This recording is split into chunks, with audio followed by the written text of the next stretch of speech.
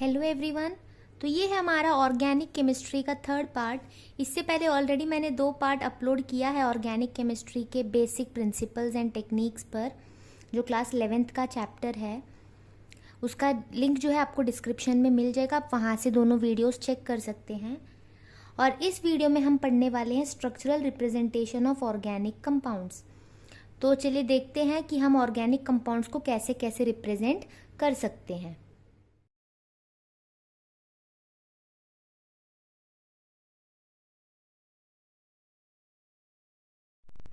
तो generally organic compounds को हम 3 तरह से रिप्रेजेंट करते हैं। पहला होता है कंप्लीट स्ट्रक्चरल फॉर्मूला, दूसरा होता है कंडेंस्ड स्ट्रक्चरल फॉर्मूला और तीसरा है बॉन्ड लाइन स्ट्रक्चरल फॉर्मूला। जो कंप्लीट स्ट्रक्चरल फॉर्मूला होता है इसमें हम सारे बॉन्ड्स दिखाएंगे, यानी ऑल बॉन्ड्स इंडिकेटेड, यानी हर एक बॉन्ड को हम ओपन करके अगर फॉर्मूला लिख रहे हैं तो उसे हम कहेंगे कंप्लीट स्ट्रक्चरल फॉर्मूला। कंडेंस्ड का मतलब होता है यहाँ पे हम कुछ बॉन्ड्स को ओमिट करेंगे, यानी हटा देंगे, बिना बॉन्ड दिखाए हम फॉर्मूला लिखेंगे, यानी omitting some of the bonds. यानी यहाँ पे हम सारे बॉन्ड्स नहीं दिखाएंगे जो ज़रूरत की हैं, जैसे डबल बॉन्ड और ट्रिपल बॉन्ड दिखाना बहुत ज़रूरी होता है तो वो हम दिखाएंगे, बट जहाँ सिंगल बॉन्ड होगा वो हम नहीं दिखाएंगे जनरली, क्योंकि वो अंडरस्टूड है। और जो बॉन्ड लाइन स्ट्रक्चरल फॉर्मूला होता है इसमें हम कार्बन और हाइड्रोजन को भी नहीं दिखाते हैं, हम जनरली लाइंस के थ्रू कंपाउंड को पूरा रिप्रेजेंट करते हैं। चलिए एक एग्जांपल लेकर देख लेते हैं। जैसे कि हमारे पास है मान लीजिए ब्यूटेन। ब्यूटेन सबको पता है, ब्यूट यानी 4 कार्बन होता है, 1 2 3 4। अब पता है एन का मतलब होता है सिंगल बॉन्ड्स, यानी हर कार्बन के बीच में क्या है, सिंगल बॉन्ड है। और सबको पता है कि कार्बन टोटल 4 बॉन्ड्स बनाता है, तो उस हिसाब से इस कार्बन में और 3 बॉन्ड बनने हैं, इसमें और 2, तो सारे बॉन्ड्स में अब कौन आ जाएगा, हाइड्रोजन। तो हाइड्रोजन को हम यहाँ दिखा देंगे। तो ये हो गया ब्यूटेन, जिसमें हमने सारे बॉन्ड्स ओपन करके दिखाए हैं। तो इसे हम कहते हैं कंप्लीट स्ट्रक्चरल फॉर्मूला, क्योंकि यहाँ पे हमने कंप्लीटली सारे बॉन्ड्स को दिखाया है। कंडेंस्ड में हम क्या करेंगे, यहाँ पे बॉन्ड्स नहीं दिखाएंगे। जैसे ये कार्बन के साथ 3 हाइड्रोजन है तो हम इसे लिख लेंगे CH3। उसके बाद इस कार्बन के साथ 2 हाइड्रोजन है तो इसे हम लिखेंगे CH2। और फिर इसमें भी 2 हाइड्रोजन है तो इसे लिखेंगे CH2। और इस कार्बन के साथ 3 हाइड्रोजन है तो इसे हम लिखेंगे CH3। तो यहाँ पर हमने कुछ भी बॉन्ड नहीं दिखाया है। इसे और सिंप्लीफाई करने के लिए हम क्या कर सकते हैं, पहले हमें दिख रहा है CH3, उसके बाद क्या करेंगे, कंटिन्यूसली 2 CH2 है हमारे पास, तो इसे और शॉर्ट करने के लिए हम ऐसे कर लेंगे, CH2 जो है वो 2 बार रिपीट हो रहा है और एंड में क्या है, CH3। तो ऐसे हम लिखते हैं कंडेंस्ड स्ट्रक्चरल फॉर्मूला। इसे हम जितना शॉर्ट बना सकते हैं उतना शॉर्ट बनाएंगे। अगर यहाँ पेंटेन होता तो बीच में 3 बार CH2 आ जाता, तब हम लिखते CH2 वोल थ्राइस। ऐसे हम लिखते हैं कंडेंस्ड स्ट्रक्चरल फॉर्मूला को। उसके बाद जो बॉन्ड लाइन होता है उसमें हम क्या करेंगे, जैसे यहाँ पे दिख रहा है 1 2 3 4 कार्बन है, उसे हम यहाँ पे कैसे शो करेंगे, हम ना जिग जैग करके 4 पॉइंट लगा लेंगे, जैसे 1 2 3 4 ऐसे लगाना है और इसे ज्वाइन कर लेंगे। इसका मतलब है ये एक कार्बन है, ये एक कार्बन है, यहाँ पे एक कार्बन है और यहाँ पे एक कार्बन है। तो ये होता है simple bond line structural formula, जिसपे हर एक पॉइंट जो है कार्बन इंडिकेट करता है। अब क्योंकि इस कार्बन ने एक बॉन्ड बनाया है तो बाकी यहाँ पे 3 हाइड्रोजन होगा, ये अंडरस्टूड है। अब इस कार्बन ने 2 बॉन्ड बनाया है तो यहाँ पे 2 हाइड्रोजन होगा। इस कार्बन ने भी 2 बॉन्ड बनाया है तो इसके पास भी 2 हाइड्रोजन होगा। और इसने क्योंकि एक ही बॉन्ड बनाया है तो इसके पास और 3 हाइड्रोजन होगा। अब इसमें क्या होता है, बहुत बच्चे जब ये सीख लेते हैं तो ऐसा करते हैं, जैसे देख लेंगे 1 2 3 4 4 कार्बन है तो चलो बना लेते हैं 1 2 3 4। ये हो जाएगा गलत, क्योंकि ऐसे जब हम 1 2 3 4 करके लाइन खींच लेते हैं तो देखेंगे 1 2 3 4 5 कार्बन आ गए, बट हमें तो चाहिए थे 4। तो इसलिए अगर हमें जल्दी से बनाना है तो हम ये देखेंगे, अगर हमारे पास 4 कार्बन है तो हम 3 लाइन खींचेंगे। यानी अगर 5 कार्बन होगा तो हम क्या करेंगे, 1 2 3 4 ऐसे 4 लाइन खींचेंगे। अगर हमें 6 कार्बन का बनाना हो तो हम क्या करेंगे, 5 लाइन बनाएंगे, ऐसे 1 2 3 4 5। जब मैं 5 लाइन बनाऊंगी तो काउंट करने से 1 2 3, 4, 5, 6 ऐसे होता है। लेकिन अगर बॉन्ड लाइन स्ट्रक्चर में कार्बन और हाइड्रोजन के अलावा कोई और एटम आ जाए तो वो हमें दिखाना होगा। जैसे अगर हमारे पास होता 2 ब्रोमो ब्यूटेन, तो ब्यूटेन तो हमने बना लिया, 2 ब्रोमो बोला है तो ये फर्स्ट कार्बन, ये सेकेंड कार्बन, और सेकेंड कार्बन में बोला है ब्रोमो, तो ऐसे हम Br को शो करेंगे। सिर्फ हमें कार्बन और हाइड्रोजन नहीं दिखाना है, उसके अलावा जितने भी एटम्स होंगे वो हमें दिखाना पड़ेगा यहाँ पे। तो ऐसे हम करते हैं। और अगर कहीं पे डबल बॉन्ड हुआ, मान लो ऐसा है स्ट्रक्चर में बोला है 3 ब्रोमो ब्यूट 1 इन, तो यहाँ से जो है 1 इन बोला है तो यहाँ पे डबल बॉन्ड लगना है, और थर्ड पोजीशन पे ब्रोमो 1, 2, 3, तो ऐसे हम दिखाते हैं। डबल बॉन्ड दिखाना होता है, ट्रिपल बॉन्ड होगा तो हम वो भी दिखाएंगे, अगर कोई फंक्शनल ग्रुप अटैच्ड है तो वो भी हम दिखाएंगे किस पोजीशन पे है। सिर्फ हम इसमें क्या करते हैं, कार्बन और हाइड्रोजन को नहीं दिखाते हैं, और जितना कार्बन होगा उससे एक कम लाइन हम ड्रॉ करेंगे। जैसे ब्यूटेन बोला गया तो 1, 2, 3 ऐसे हम जिगजैग में 3 लाइन बनाएंगे, या फिर सिंपली 1, 2, 3, 4 पॉइंट लगाकर उसे ज्वाइन करेंगे। तो मैं ये प्रेफर करती हूँ कि जितना कार्बन है उससे मैं एक कम लाइन ड्रॉ करूंगी और एक एक पोजीशन के हिसाब से फंक्शनल ग्रुप लगवा दूंगी, तो बॉन्ड लाइन स्ट्रक्चर कंप्लीटली तैयार हो जाता है। तो अब हम क्या करेंगे, टेक्स्ट बुक का जो क्वेश्चंस है उसके साथ हम आगे बढ़ते हैं। और इससे पहले कि मैं बॉन्ड लाइन का कुछ क्वेश्चंस कराऊं, मैं एक बात बताती हूँ। जो मैंने पिछला वीडियो बनाया था जिसमें हमने हाइब्रिडाइजेशन देखना सीखा था कार्बन का, उसमें एक क्वेश्चन ना मैंने टेक्स्ट बुक का छोड़ दिया था, उसे मैं पहले यहाँ पे कवर करती हूँ, उसके बाद हम बॉन्ड लाइन स्ट्रक्चर और इससे रिलेटेड जितने क्वेश्चंस है वो करेंगे। तो पहले वो क्वेश्चन देख लेते हैं। तो ये है organic chemistry some basic principles and techniques का जो NCERT एक्सरसाइज है उसका क्वेश्चन नंबर 36। क्वेश्चन में बोला गया है इन दी ऑर्गेनिक कंपाउंड, ये जो कंपाउंड दिया गया है, the pair of hybridised orbitals involved in the formation of C2C3 bond is.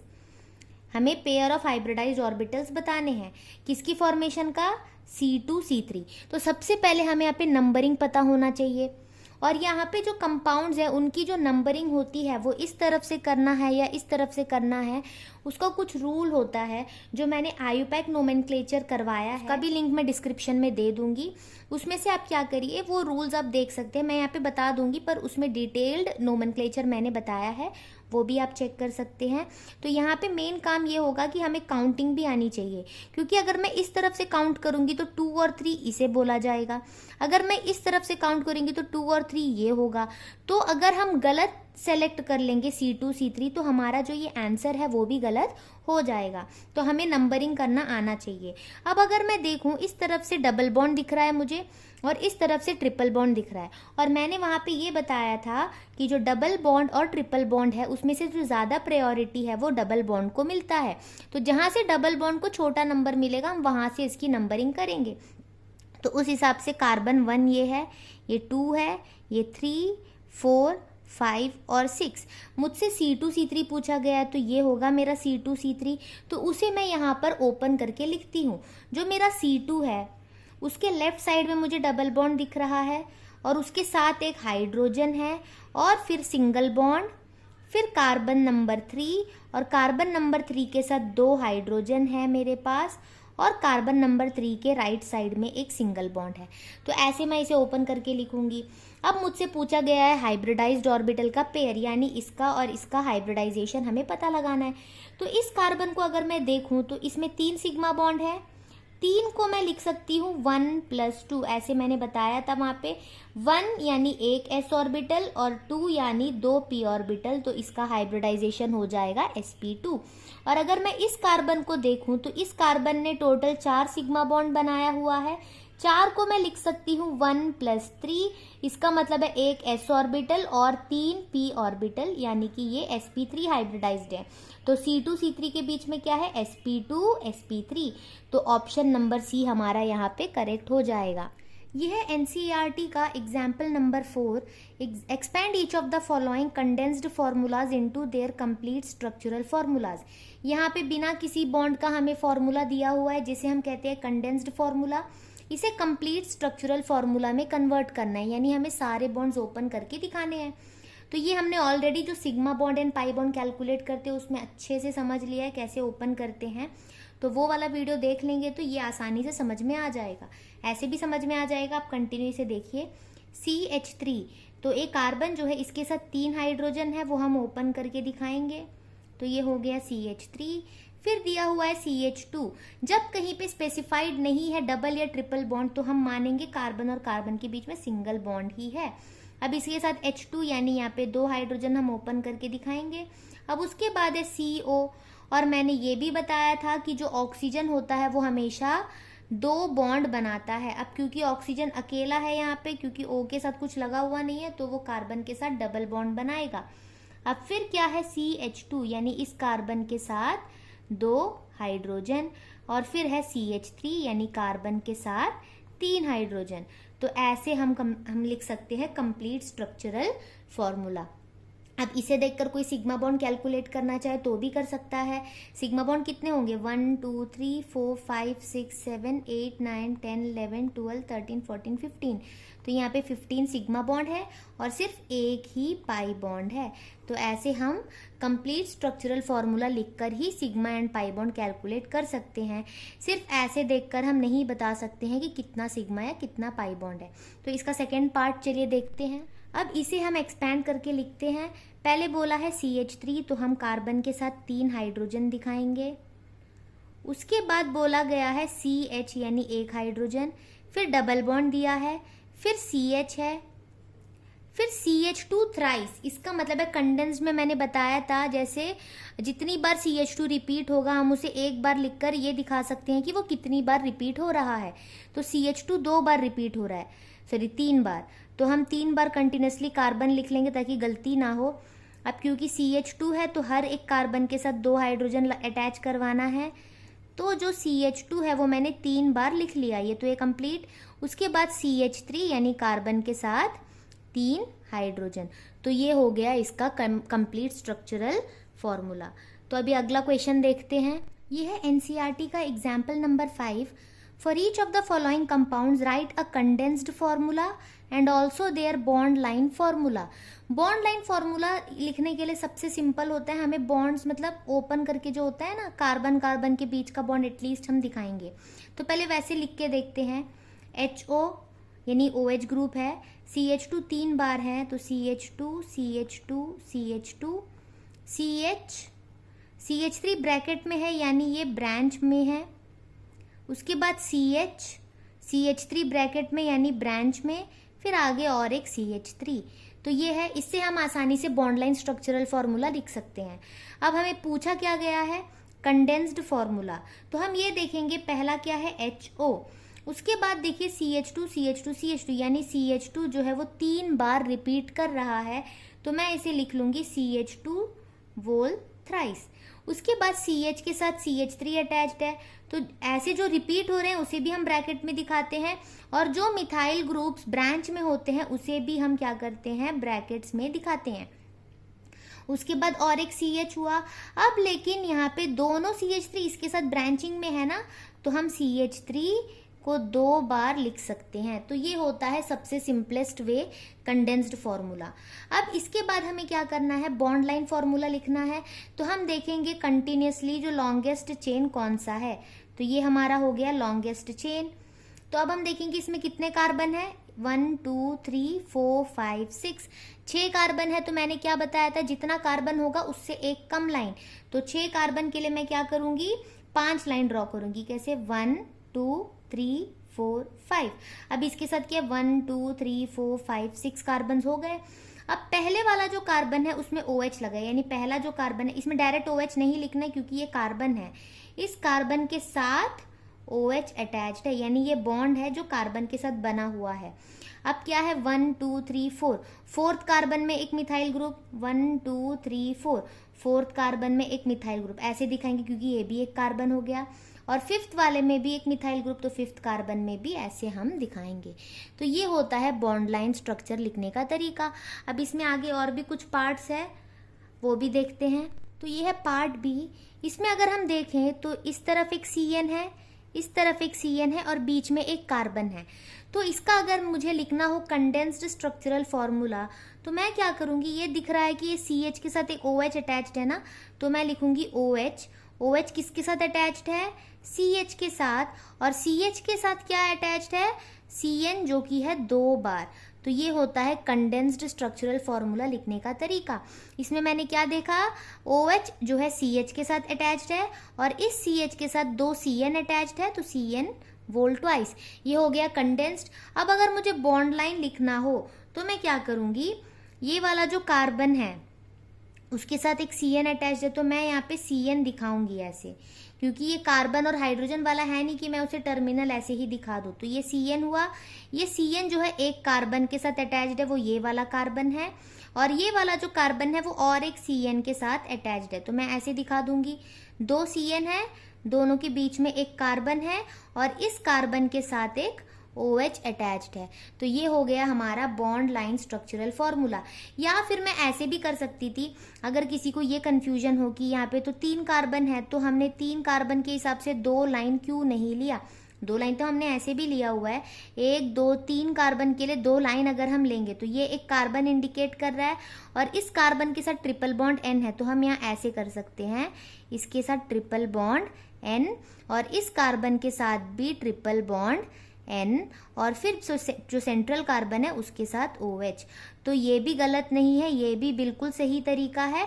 But यहाँ पे क्या किया है, ये जो पूरा CN को हमने ऐसे लिख लिया और ये CN को भी ऐसे लिख लिया। हम चाहे तो इसे ऐसे ओपन करके भी लिख सकते हैं। अब अगला क्वेश्चन देखते हैं। ये है NCERT example 6। Expand each of the following bond line formulas to show all the atoms including carbon and hydrogen. ये एक बॉन्ड लाइन स्ट्रक्चरल फॉर्मूला है। इसे हमें क्या करना है? ओपन करके लिखना है, सारे एटम्स दिखाने हैं इंक्लूडिंग कार्बन एंड हाइड्रोजन। सबसे पहले ये रिंग देखना, इसमें कितने कार्बन हैं? 1 2 3 4 5 6। तो 6 कार्बन का एक रिंग मुझे बनाना है, तो हम ऐसे इसे ड्रॉ करेंगे। ये हो गया।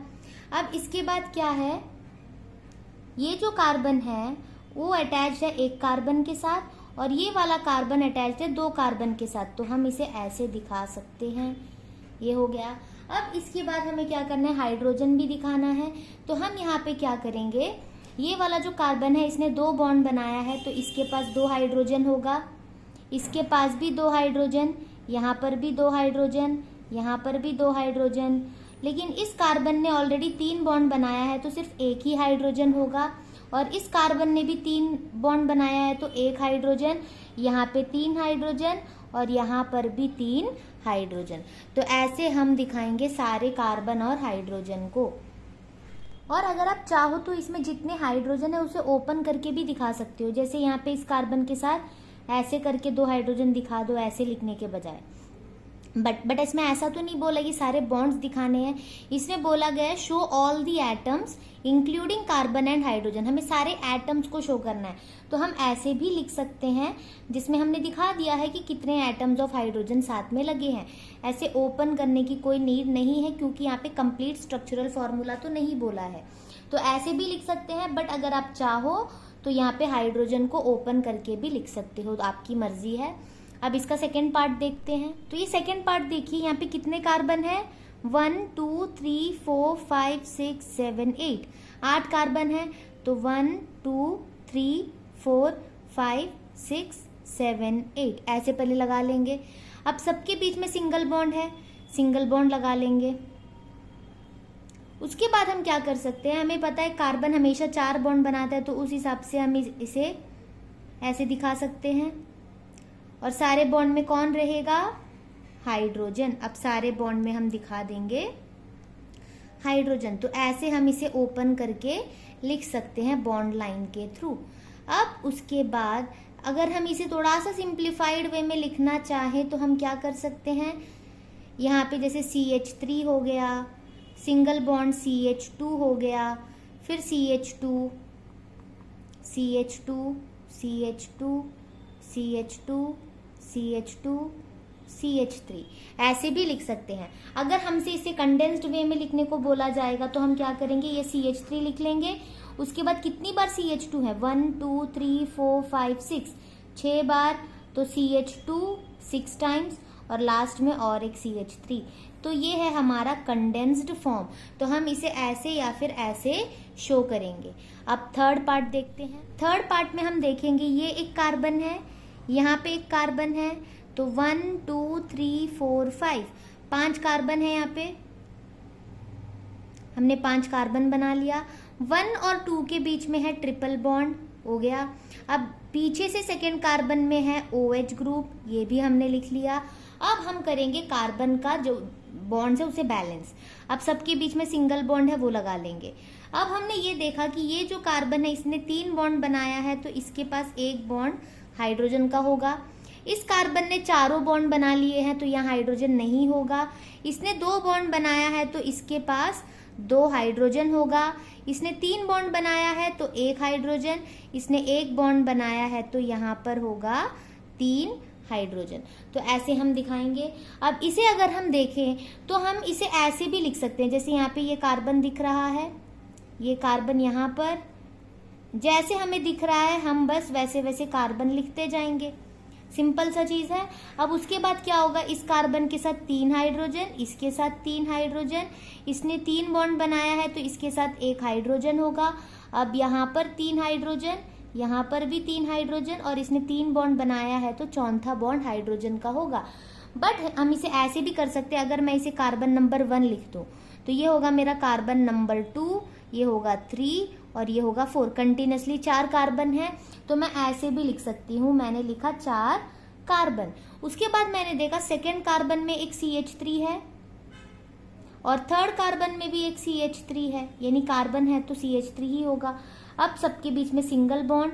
अब क्योंकि यहाँ पर एक ही बॉन्ड बना है तो यहाँ पर 3 हाइड्रोजन होगा। 3 बॉन्ड बना है तो 1 हाइड्रोजन, यहाँ पर भी 1 हाइड्रोजन और यहाँ पर 3 हाइड्रोजन। हम इसे ऐसे भी लिख सकते हैं या फिर जैसे हमें दिख रहा है वैसे ही हम कार्बन को लगाकर भी लिख सकते हैं। तो ये है exercise question number 3। Right bond line formula for isopropyl alcohol. अब आइसोप्रोपाइल क्या होगा, प्रोपाइल यानी 3 कार्बन होंगे, लेकिन हमने पढ़ा था आयुपैक नोमेनक्लेचर वाले वीडियो में कि जो N प्रोपाइल होता है इसका मतलब होता है तीनों कार्बन जो है वो स्ट्रेट चेन में है।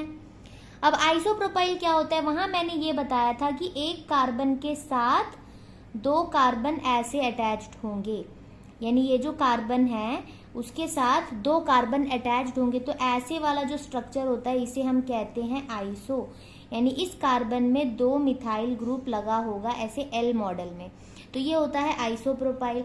आइसोप्रोपाइल अल्कोहल का मतलब है इस कार्बन में OH लगा होगा, अल्कोहल ग्रुप लगा होगा।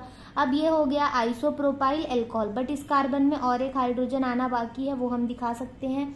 तो इसे अगर हम ठीक से लिखेंगे तो क्या होगा, CH3 सिंगल बॉन्ड कार्बन के साथ H हम ऐसे दिखा देंगे, और ये कार्बन अटैच्ड है CH3 के साथ और ये कार्बन के साथ लगा है OH। ये होता है आइसोप्रोपाइल अल्कोहल। अब हम क्या देखेंगे, हमें बॉन्ड लाइन फॉर्मूला लिखना है, तो बॉन्ड लाइन में हम ये देखेंगे कि हमारे पास कितने कार्बन कंटिन्यूसली अटैच्ड है, तो 1 2 3। और मैंने ये बताया था जितना कार्बन होगा उससे एक कम लाइन बनाएंगे। 3 कार्बन के लिए मैं 2 लाइन ऐसे ड्रॉ करूंगी, और यहाँ पर जो सेकेंड कार्बन है उसमें OH है तो ये सेकेंड कार्बन में मैं लगा दूंगी OH ग्रुप। तो ये हो गया bond line formula for isopropyl alcohol. अगला है 2,3 डाई मिथाइल ब्यूटेनल। ब्यूट लगा हुआ है यानी इसमें कितने कार्बन होंगे, 4 कार्बन। ब्यूटेनल एन बोला है यानी सबके बीच में होगा सिंगल बॉन्ड। अल का मतलब होता है एल्डिहाइड ग्रुप, यानी जो पहला कार्बन है उसमें CHO लगा हुआ है, ये हो गया हमारा एल्डिहाइड ग्रुप। 2,3 डाई मिथाइल, जहां से फंक्शनल ग्रुप है वहां से नंबरिंग होगा 1 2 3 4, तो 2 और 3 में क्या है, मिथाइल ग्रुप लगा हुआ है, ये हो गया। अब बाकी हम क्या करेंगे, यहाँ पे आएगा H3, 3 बॉन्ड हो गए तो H, 3 बॉन्ड हो गया तो H, ये हो गया हमारा नॉर्मल स्ट्रक्चर। अब इसका हमें क्या बनाना है, बॉन्ड लाइन फॉर्मूला। अब हम देखेंगे 1 2 3 4, 4 कार्बन है तो मैं 1 2 3 लाइन बना लूंगी। अब जो पहला वाला कार्बन है उसमें क्या लगा हुआ है, double bond O and H, तो ये मेरा एल्डिहाइड ग्रुप पहले कार्बन में लग चुका। जो सेकेंड कार्बन है उसमें एक मिथाइल ग्रुप है और जो थर्ड कार्बन है उसमें भी एक मिथाइल ग्रुप है।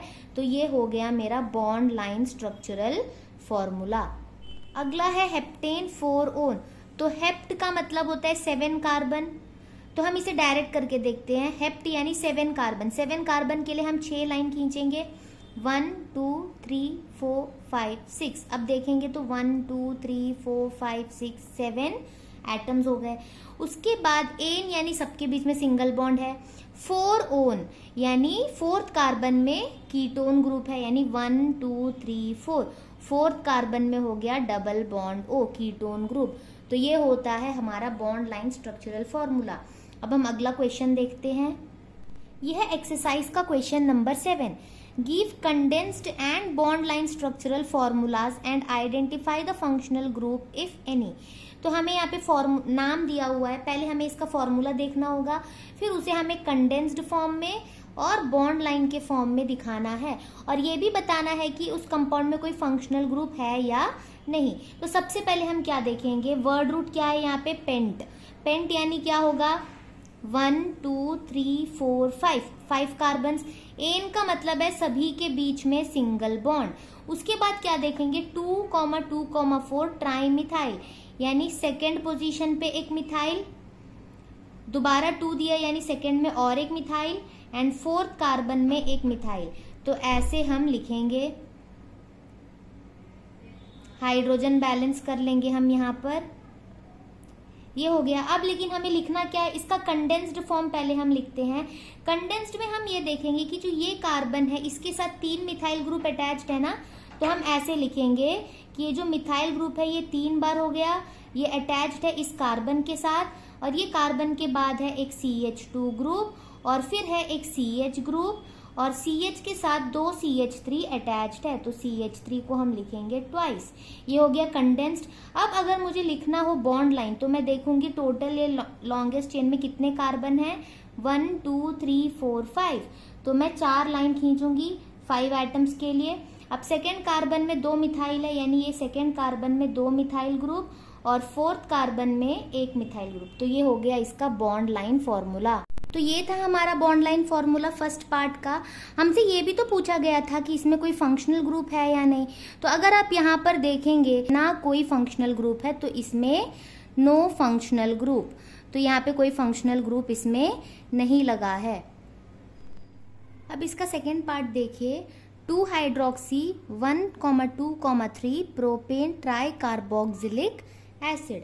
अब हमारा जो वर्ड रूट है वो क्या है, प्रोप, यानी हम क्या करेंगे, 1 2 3 कार्बन हमने ले लिया। अब यहाँ पे जो है सफिक्स है एन, यानी सबके बीच में सिंगल बॉन्ड आ जाएगा। उसके बाद है 2 हाइड्रोक्सी, यानी जो सेकेंड कार्बन है उसमें हाइड्रोक्सी ग्रुप लगा हुआ है OH। उसके बाद 1 2 3, यानी ये तीनों ही कार्बन में ट्राई कार्बोक्सिलिक एसिड। अब हमने ये पढ़ा था कि जो कार्बोक्सिलिक एसिड ग्रुप होता है इसके लिए जो सफिक्स लगती है वो है ओइक एसिड। क्या लगता है, ओइक एसिड। बट यहाँ पे ओइक एसिड ना देकर क्या दिया हुआ है, कार्बोक्सिलिक एसिड दिया हुआ है। ऐसा एक सिमिलर एग्जाम्पल हमने आयोपैक नोमेनक्लेचर वाले वीडियो में देखा था।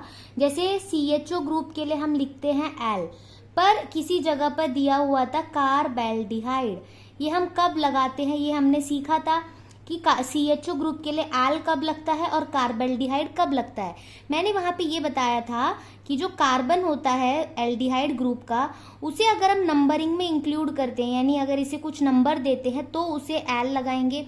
अगर वो नंबरिंग के बाहर है, यानी हमने इस कार्बन को अगर नंबरिंग पे लिया ही नहीं है, इसे अगर हम ब्रांच की तरह ले रहे हैं, तब हम कार्बेल्डिहाइड लेंगे। सेम चीज़ यहाँ पर भी अप्लाई होगा। जब हम COOH ग्रुप में नंबरिंग करते हैं तो उसे ओइक एसिड कहते हैं। जब कार्बोक्सिलिक एसिड लिखा गया है तो हम ये समझ जाएंगे कि वो जो हमारा वर्ड रूट है उसमें शामिल नहीं है, यानी यहाँ पे जो 3 कार्बन है वो कार्बन कार्बोक्सिलिक एसिड वाला कार्बन नहीं है। यानी जो कार्बोक्सिलिक एसिड ग्रुप है वो ये तीनों कार्बन के साथ सेपरेटली अटैच्ड है ऐसे। तब हम इसे कहेंगे कार्बोक्सिलिक एसिड। अगर हम यहाँ पर इसे काउंट कर देते 1 2 3 4 5, अगर ये ना होता तो हम क्या करते, इस 5 कार्बन को सीधे काउंटिंग करते, तब क्या होगा, हम लिखते डाइओइक एसिड, ऐसे होता। लेकिन यहाँ पे हमने इसे काउंट किया है, इसे काउंट नहीं किया है। तो ये हो गया। अब यहाँ पे 2 हाइड्रोजन बैलेंस करने के लिए और यहाँ पर भी 2 हाइड्रोजन, तो ये हो गया। बट हमें इसमें लिखना क्या क्या है, condensed formula and bond line formula. Condensed के लिए हम क्या देखेंगे, जो CH2 कार्बन है इसके साथ COOH अटैच्ड है, तो हम लिखेंगे ऐसे COOH अटैच्ड है CH2 के साथ। अब जो ये वाला कार्बन है इसके साथ एक OH ग्रुप है, और मैंने बताया था जो भी चीज़ ब्रांच में होता है उसे हम ब्रैकेट्स में दिखाते हैं। उसके बाद क्या होगा, ये COOH भी इसके साथ ब्रांच में है, तो वो भी मैं यहाँ पर दिखा दूंगी ब्रैकेट के साथ। और अगला है CH2, और CH2 के साथ लगा हुआ है COOH। तो ये होगा मेरा कंडेंस्ड स्ट्रक्चरल फॉर्मूला, ऐसे लिखेंगे। अब इसके बाद मेरा काम है बॉन्ड लाइन फॉर्मूला लिखना। तो मैं यहाँ पे क्या देखूंगी, ये जो है मेरा लॉन्गेस्ट कार्बन दिख रहा है, इसमें कितने कार्बन है मेरे पास, 1 2 3 4 5। मैंने बताया था बॉन्ड लाइन लिखने के लिए जितना कार्बन है उससे एक कम लाइन ड्रॉ करेंगे। 5 कार्बन के लिए मैं 4 लाइन ड्रॉ करूंगी, 1 2 3 4, ऐसे होगा। अब इसके बाद क्या देखेंगे कि जो मेरा फर्स्ट कार्बन है इसमें COOH ग्रुप लगा हुआ है, तो मैं क्या करूंगी, यहाँ पे इस कार्बन में C के साथ डबल बॉन्ड OH, क्योंकि हमें पता है जो COOH ग्रुप होता है ना, जिसे हम ऐसे लिखते हैं, इसे ओपन करेंगे तो C के साथ डबल बॉन्ड O और OH ऐसे होता है। तो इस कार्बन में मैंने डबल बॉन्ड O और OH दिखा दिया। सिमिलरली ये जो लास्ट वाला कार्बन है इसमें भी COOH है, यानी C के साथ डबल बॉन्ड OH, ये हो गया। उसके बाद जो मेरा ये 2 कार्बन है इसमें तो कुछ नहीं है, पर जो सेंटर में यानी 1 2 3 थर्ड वाला जो कार्बन है, 1 2 3 थर्ड वाला जो कार्बन है इसमें एक OH ग्रुप भी लगा हुआ है और एक COOH ग्रुप भी लगा हुआ है। तो ये हो जाएगा मेरा बॉन्ड लाइन स्ट्रक्चरल फॉर्मूला। तो ऐसे हम इसे लिखते हैं। इसमें अब और एक क्वेश्चन है, लेकिन इसमें और एक पार्ट पूछा गया था कि इसमें क्या क्या फंक्शनल ग्रुप है वो बताना है। तो हम यहाँ पे ये देखेंगे कि यहाँ पे OH लगा हुआ है, यानी यहाँ पे एल्कोहल ग्रुप है, और यहाँ पे COOH दिख रहा है, यानी इसमें कार्बोक्सिलिक एसिड ग्रुप है। तो यहाँ पे कौन कौन से फंक्शनल ग्रुप हुए, alcohol group and carboxylic acid group. लेकिन कहीं कहीं पे ऐसे भी लिखा जाता है, जैसे OH ग्रुप को हाइड्रोक्सी ग्रुप कहते हैं और COOH को कार्बोक्सी ग्रुप भी कहते हैं। तो आपकी मर्जी, आप इसे एल्कोहल ग्रुप या हाइड्रोक्सी ग्रुप लिखें इसे, और इसे आप चाहे तो कार्बोक्सिलिक एसिड ग्रुप या फिर कार्बोक्सी ग्रुप भी लिख सकते हैं। तो हमारा थर्ड कंपाउंड है हेक्सेन डाइएल। यहाँ पे वर्ड रूट है हेक्स, यानी 6 कार्बन। तो 1 2 3 4 5 6 हो गया 6 कार्बन। एन कहा है, यानी सबके बीच में क्या है, सिंगल बॉन्ड। मैं जब भी बॉन्ड लगाती हूँ ना, यहाँ पे थोड़ा सा गैप रखना चाहिए, क्योंकि हमें हाइड्रोजन भी लिखना होता है, इसीलिए बॉन्ड को हम नेक्स्ट कार्बन की तरफ करके बनाएंगे। अब कहा है डाइएल। एल का मतलब होता है एल्डिहाइड ग्रुप, और एल्डिहाइड ग्रुप हमेशा टर्मिनल में होता है। इसका मतलब है इस कार्बन में एक CHO ग्रुप लगा होगा और इस टर्मिनल कार्बन में भी एक CHO ग्रुप, इसलिए डाइएल कहा है। उसके बाद जो है इसका 4 बॉन्ड हो गया, यहाँ 2 हाइड्रोजन 2 हाइड्रोजन। सबको पता है कार्बन 4 बॉन्ड बनाते हैं, इसलिए हम हाइड्रोजन बैलेंस करके लिखते हैं। ये हो जाने के बाद हमें करना ये है कि इसका कंडेंस्ड स्ट्रक्चरल फॉर्मूला लिखना है। कंडेंस्ड में हम क्या देखेंगे, पहले ये CHO है तो ये हो गया CHO। उसके बाद CH2 जो है वो 4 बार रिपीट हो रहा है, यानी CH2 4 टाइम्स, और फिर एंड में और एक CHO। तो ये हो गया कंडेंस्ड स्ट्रक्चरल फॉर्मूला। और अगर इसका हमें लिखना हो बॉन्ड लाइन स्ट्रक्चरल फॉर्मूला, तो हम क्या देखेंगे, कितना कार्बन है, 1 2 3 4 5 6। 6 कार्बन के लिए हम कितनी लाइंस ड्रॉ करेंगे, 5। तो 1 2 3 4 5, 1 2 3 4 5 हो गया।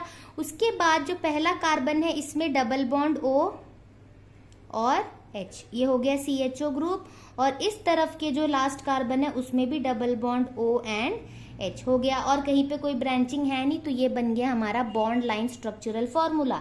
अब हम ये देखेंगे कि इसमें कौन सी फंक्शनल ग्रुप है। सबको दिख रहा है यहाँ पे दोनों ही तरफ एल्डिहाइड ग्रुप है, तो हमारा फंक्शनल ग्रुप हो जाएगा एल्डिहाइड ग्रुप। अब और एक क्वेश्चन है जिसमें हमें फंक्शनल ग्रुप आइडेंटिफाई करना है, वो भी देख लेते हैं और उसके साथ ही वीडियो को हम एंड करेंगे। यह है एक्सरसाइज का question number 8, identify the functional groups in the following compounds. ये कंपाउंड दिया हुआ है, इसमें हमें फंक्शनल ग्रुप आइडेंटिफाई करना है। CHO ग्रुप दिख रहा है, सिंपली हम बोल देंगे इसमें है एल्डिहाइड ग्रुप, पहला फंक्शनल ग्रुप दिख गया। अब जो OH ग्रुप है इसे हम कहते हैं हाइड्रोक्सी ग्रुप। हाइड्रोक्सी है बट वो अटैच्ड किससे है, बेंजीन से अटैच्ड है, तो बेंजीन रिंग को हम फिनाइल रिंग कहते हैं ना। तो ये जो जनरली होता है बेंजीन के साथ जब OH अटैच होता है, इस कंपाउंड का नाम होता है फिनोल। तो ये जो OH बेंजीन के साथ अटैच होगा इसे हम कहेंगे फिनोलिक हाइड्रोक्सी ग्रुप। यानी OH ग्रुप तो है बट वो बेंजीन से अटैच्ड है, तो हम उसे कहेंगे फिनोलिक हाइड्रोक्सी। और यहाँ पे देखिए OMe, ये हमें पता होना चाहिए, एक कंपाउंड होता है एक तरह का जिसमें ROR यानी किसी भी दो एल्काइल ग्रुप के बीच में अगर ऑक्सीजन लिंक्ड हो इसे हम कहते हैं ईथर ग्रुप। जैसे यहाँ पे ये एक ग्रुप हुआ, मिथाइल एक ग्रुप हुआ और उसके बीच में लिंक है ऑक्सीजन, तो ये एक ईथर है। बट क्योंकि ये ऑक्सीजन बेंजीन से अटैच्ड है तो इसे हम कहेंगे फिनोलिक ईथर। फिनोलिक ईथर, जैसे इसके फिनोलिक हाइड्रोक्सी कहते हैं वैसे यहाँ पे इसे कहेंगे फिनोलिक ईथर। या सिंपली आप क्या कह सकते हैं, इसमें एल्डिहाइड ग्रुप है, एक अल्कोहल ग्रुप है और एक ईथर ग्रुप है। तो ऐसे हमें यहाँ पे 3 फंक्शनल ग्रुप देखने को मिला। इसमें अगला देखते हैं, इसका सेकेंड पार्ट देखिए। यहाँ पे जो ये दिया हुआ है NH2, सबको पता है ये होता है एमाइन ग्रुप। तो हम सबसे पहले ये देखते हैं, जो नॉर्मली हम सबको पता है NH3, ये क्या होता है, अमोनिया। अगर मैं क्या करूं, इसमें से एक H हटा दूं यानी NH2 हो जाए और इसके साथ H की जगह कुछ ग्रुप लग जाए तो इसे हम कहते हैं प्राइमरी एमाइन। अगर हम क्या करें, क्योंकि यहाँ पे एक ही एल्काइल ग्रुप है इसीलिए इसे हम प्राइमरी कहते हैं। अगर मैं यहाँ से और एक हाइड्रोजन हटा दूं, जैसे NH हो गया, R पहले से लगा हुआ था, एक H मैंने हटाया और इसकी जगह और एक एल्काइल ग्रुप लगा दिया। अब ये फिर भी एमाइन है बट यहाँ पे क्योंकि 2 एल्काइल ग्रुप है तो इसे हम कहते हैं सेकेंडरी एमाइन। और अगर मैं क्या करूं, जैसे ये R है, यहाँ पे एक R' है, अब मैं तीसरा हाइड्रोजन भी हटाकर उसकी जगह और एक एल्काइल ग्रुप लगा दूं तो ये बन जाएगा टर्शियरी एमाइन। तो ये होता है प्राइमरी, सेकेंडरी, टर्शियरी। तो ये ध्यान देना, जो प्राइमरी एमाइन होता है उसमें NH2 होता है, सेकेंडरी एमाइन में NH होता है और टर्शियरी एमाइन में N होता है। तो यहाँ पे हमें NH2 दिख रहा है यानी यहाँ पे एक प्राइमरी एमाइन है, क्योंकि ये नाइट्रोजन सिर्फ एक ही बेंजीन रिंग के साथ अटैच्ड है। अब अगर मैं यहाँ देखूँ, यहाँ पे भी एक नाइट्रोजन दिख रहा है। ये जनरली जो नाइट्रोजन है उसके लेफ्ट साइड में हमें CH2 दिख रहा है, हो गया। अब ये N के साथ ब्रैकेट में दिया है C2H5 ट्वाइस, यानी इस नाइट्रोजन के पास C2H5 ग्रुप है कितनी बार, 2 बार। अगर मैं ऐसे ओपन करूं तो मुझे दिख रहा है कि ये नाइट्रोजन ने 3 बॉन्ड बनाया है, तो यानी ये हो गया हमारा टर्शियरी। या सिंपली ऐसे भी देख सकते सिर्फ N है, तो ये हो गया मेरा टर्शियरी एमाइन ग्रुप। तो ये दूसरा फंक्शनल ग्रुप हुआ। अब यहाँ पर भी कुछ दिख रहा है, तो कुछ लोग ध्यान ना देंगे तो ये बोल देंगे कि यहाँ पे डबल बॉन्ड O है यानी ये कीटोन हो गया, बट ऐसा नहीं है क्योंकि यहाँ पे एक O ग्रुप भी लगा हुआ है। अब और एक फंक्शनल ग्रुप है, जैसे R एक एल्काइल ग्रुप के साथ अटैच्ड है,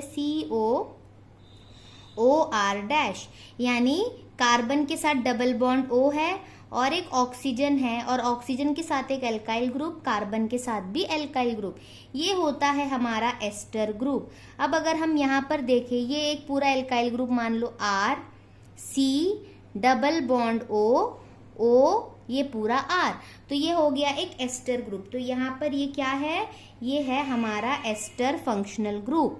अब देखिए थर्ड एंड लास्ट पार्ट इसका, यहाँ पे बेंजीन रिंग है, यहाँ पे हमें NO2 दिख रहा है यानी यहाँ पे नाइट्रो ग्रुप हो गया एक फंक्शनल ग्रुप, और यहाँ पे डबल बॉन्ड है तो यहाँ पे एल्कीन ग्रुप भी लगा हुआ है।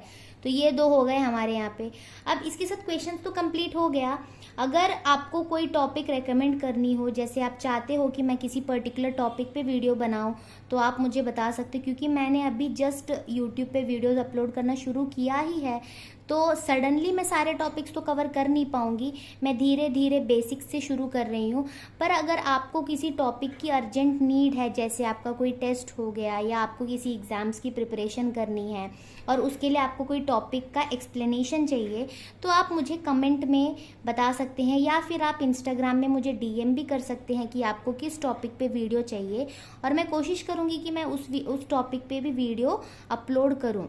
मैं चाहती हूँ कि ज़्यादा से ज़्यादा लोग वीडियोस से समझ पाएँ। कम लोग देखें कोई प्रॉब्लम नहीं है, बट जो लोग देखें उनका काम आना चाहिए वीडियोस, इसलिए मैं वीडियोस अपलोड करती हूँ। कुछ भी टॉपिक अगर आप चाहते हो मैं वीडियोस अपलोड करूँ तो मुझे ज़रूर बताइए कि कौन सा टॉपिक मैं सेलेक्ट करूँ। तो अगर आपको वीडियोस अच्छी लग रही हैं और आप आगे भी वीडियोस देखना चाहते हैं तो चैनल को सब्सक्राइब भी कर दीजिए। वीडियोस को ज़रूर देखें, ज़रूर हेल्पफुल होगा आपके लिए अगर आप केमिस्ट्री स्टूडेंट हैं तो। Thank you.